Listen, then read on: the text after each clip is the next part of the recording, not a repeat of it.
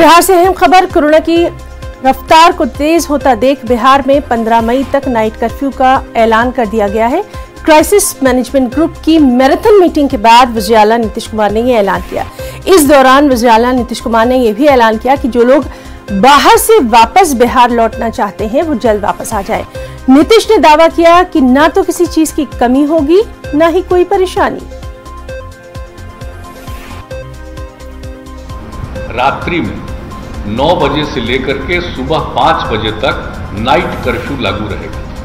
पूरे बिहार में हर जगह पर नाइट कर्फ्यू लागू रहेगा।